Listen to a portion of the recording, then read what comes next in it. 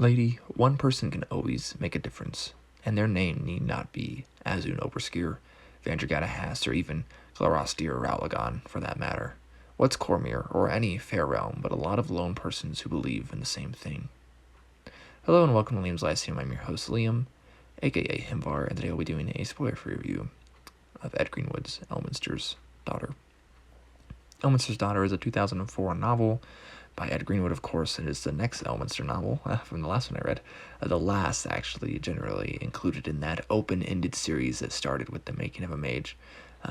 Like the previous book, Elminster in Hell, we are caught up to the current timeline. It's technically book 5 in the series as well, and I would read those first 4 if I were you. You don't necessarily have to, though. If you have a general idea of who Elminster is, then you technically could start here if you really wanted to. I like the first 4 books, so. This one takes place in the year of rogue dragons in the city of Splendor. Cather, the moneylender, is taking the businesses of 5 merchants. He's a murderous little man, but outside someone spies upon him. This is Narnra Shalace, the Silken Shadow, a thief, a bold and fierce one at that. She's young, in her early 20s, and has been living on the streets or rooftops since the death of her mother.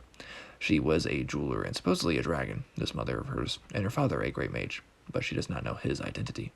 She describes herself as lithe and acrobatic, but not comely enough for dancing in fest halls to make better money, I guess. She doesn't seem to be a dragon in looks or abilities, nor does she have the art at her disposal, so she has no magical ability.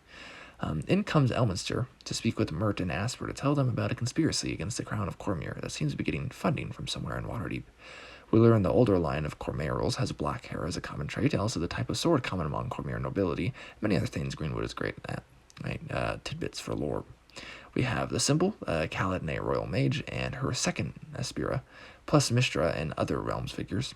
We have a strong sense of free love this time, as well as some queer characters. Elminster living as a woman, for example, with several other women is mentioned at one point.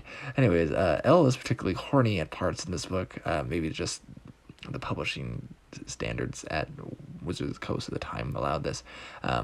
But it's not really surprising for the spry old wizard. Take that as you will. I really enjoyed this one, more than the previous novel for sure. It has a frolicking pace, it's fun character work, has the typical large cast of very powerful folk and some Deus Ex Machina stuff going on, but the emotional relationships and transformations are Greenwood's strong point, and he doesn't disappoint. We have a very long chase scene in here, though, that helps the plot along, but it's way too long.